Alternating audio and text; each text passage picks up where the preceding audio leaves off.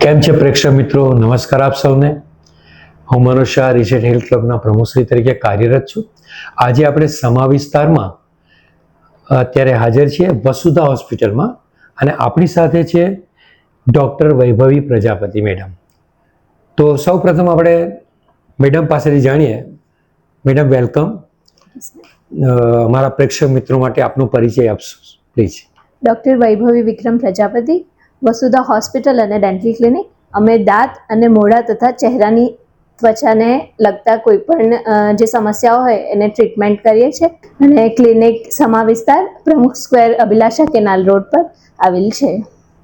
પ્રેક્ષક મિત્રો, મેડમે એમનો પરિચય આપ્યો. સાથે સાથે આપણે જે સ્કિનને લગતા કરચલીઓ જે ગુજરાતીમાં કહીએ છીએ એને લગતા ઘણા પ્રશ્નો હોય છે.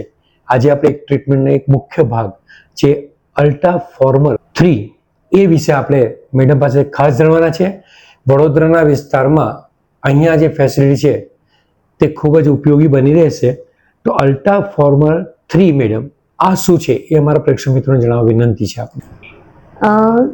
Ultra former 3 non invasive high intensity ultrasound system છે, જેનાથી આપણા અર્લી એજિંગ સાઇન્સ છે કે જે એ બધા આપણે ટ્રીટ કરી શકીએ છીએ. એનો કોઈ ડાઉન ટાઈમ નથી. લંચ ટાઈમમાં ને એ રીતે મિનિમલ ટાઈમમાં આપણે એ પ્રોસિજર કરી શકીએ છીએ કે જે ત્વચાની કરચલીઓ હોય છે કે પછી જે લૂઝનિંગ થઈ ગઈ હોય છે સ્કિનને, એને ટ્રીટ કરે છે. તો આ ટ્રીટમેન્ટ આદર્શ ઉમેદવાર કોને કહી શકાય, કોના માટે સજેસ્ટ કરાય? હા, જેને આપણે ઓછી ઉંમરમાં ત્વચાની કરચલીઓ દેખાવાની શરૂઆત થાય એ સમયથી આપણે એને સ્ટાર્ટ કરી શકીએ છીએ. પુરુષ અને સ્ત્રી બંને માટે એ ટ્રીટમેન્ટ થઈ શકે છે. અને જેવી રીતે પ્રેગ્નન્સી છે કે એના પછી જે લૂઝનિંગ શરીરમાં દેખાતી હોય છે, ક્યાં તો પછી આપણા ઓવરવેટથી બહુ જલ્દી આપણે એને ઓછું કરી દીધું હોય છે વેટ, તો એના લીધે જે ચામડીઓને એ લબડી ગયેલી બનતી હોય છે એ બધા એરિયાઝમાં આપણે એને ટ્રીટમેન્ટ કરી શકીએ છીએ. મેડમ શરીરના બધા વિસ્તારો માટે છે? હા, મોઢાને લગતા ચહેરા, જડબા અને જે ચીનને એ બધા વિસ્તાર છે એ બધામાં કરી શકીએ. એની સિવાય આપણા પેટનો ભાગ છે, થાઈનો એરિયા છે, આર્મ્સમાં જે ફેટ આપણે ડિપોઝિટ થયું હોય છે એ બધામાં એને વાપરી શકીએ છીએ. તો સારવારના મુખ્ય ફાયદા કયા કહેવાય? માનો સારવાર આપણી પાસે પેશન્ટ આવે છે, આપણે એમને સારવાર આપી દીધી, તો મુખ્ય ફાયદા કયા કહેવાય? મુખ્ય ફાયદા કે જેને સર્જરીમાં નથી જવું. જી. સૌથી પેશન્ટ્સને વધારે કેવું હોય છે કે ભાઈ આપણે સર્જરી અવોઇડ કરવી હોય છે. કંઈ પણ રીઝન્સ હોઈ શકે કે આપણી મેડિકલ ઇલનેસ હોય કે એજ છે, આ બધી રિલેટેડ આપણે સર્જરીને અવોઇડ કરતા હોય. તો મેઇનલી એ સર્જરીને અવોઇડ કરવું હોય તો આપણને ધીમા સેશન્સમાં આપણે એ વસ્તુ અવોઇડ કરી શકીએ છીએ. એક તો એ વસ્તુ છે. બીજું છે કે એનો કોઈ ડાઉન ટાઈમ નથી કે કોઈ પણ તમારા શરીર ઉપર એની અસર એટલી દેખાશે નહીં કે તમે કોઈ પણ ટ્રીટમેન્ટ કરાવેલી છે, કોઈ સ્કાર કે એવું કોઈ વિઝિબલ રહેશે નહીં. તો આ બધી વસ્તુ એના ફાયદા છે કે ભાઈ આપણે કંઈ પણ શરીર ઉપર કોઈ દેખાશે નહીં અસર, અને આપણને એનો રિઝલ્ટ મળશે. સારવાર માનો શરૂ થઈ જાય છે મેડમ, તો કેટલો સમય એના પરિણામ માટે આપણે રાહ જોવી પડે? આપણે આમ તો પહેલા સેશનથી જ આપણને થોડુંક રિઝલ્ટ દેખાવા માંડે છે. વિઝિબલ રિઝલ્ટ આપણને ફર્સ્ટ સેશનથી જ દેખાય છે. પણ આપણું ડિઝાયરેબલ રિઝલ્ટ જોવા માટે એક તો આપણે કેટલી એરિયા આપણે લઈએ છીએ અને કેટલું વધારે આપણને ઇન્વોલ્વમેન્ટ છે, કેટલું વધારે લૂઝનિંગ છે, કે કંઈ પણ જેટલું વધારે હશે એટલા સેશન્સ વધારે થશે. 6 to 8 સેશન તમને ડિઝાયર રિઝલ્ટ માટે લેવા પડશે. તો આ સારવાર જે છે તે પીડાદાયક છે? થોડી પેઇન કરે છે કે જોખમ એવું કહીશું?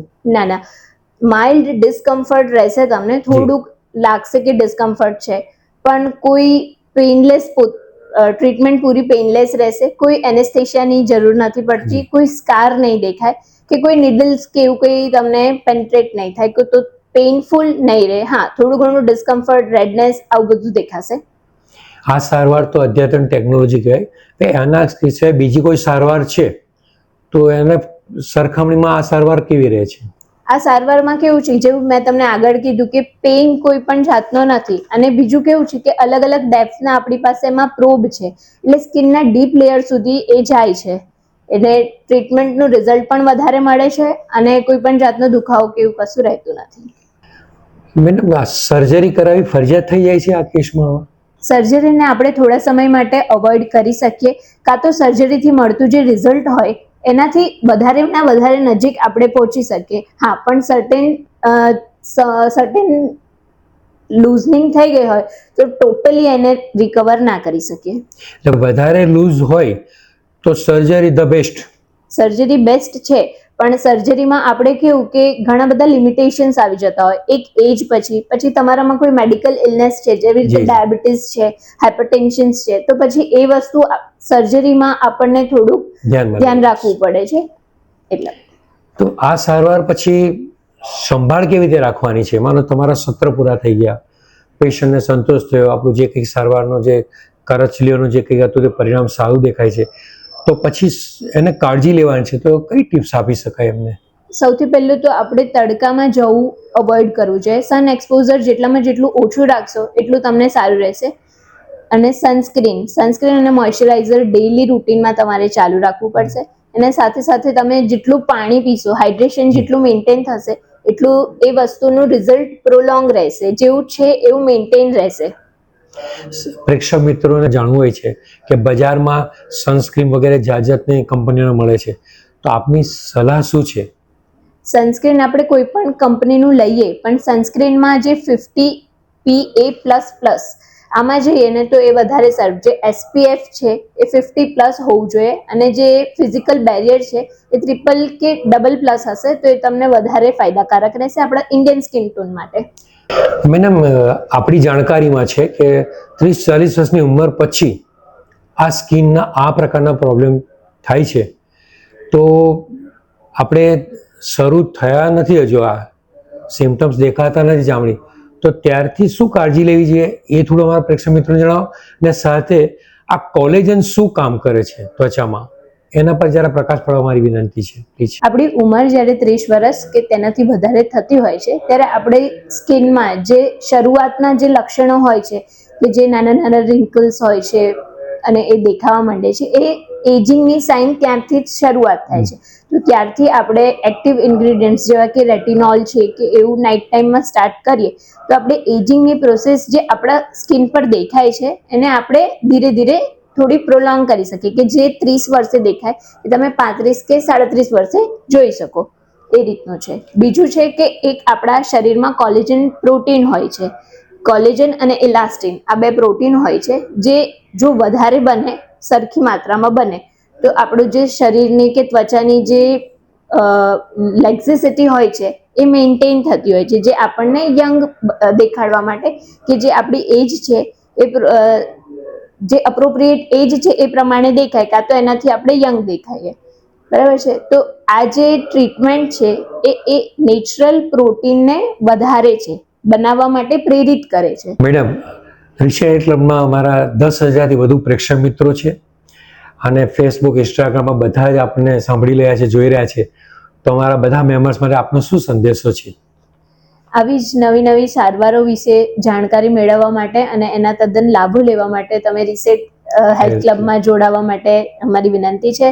આવા સારા કામ તમે કરતા રહો અને બધા જ પ્રેક્ષકો પાસે નવી નવી સારવારના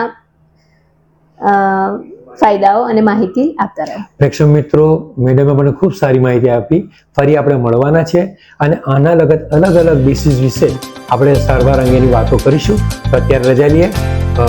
થેન્ક યુ પ્રેક્ષક મિત્રો. Thank you madam.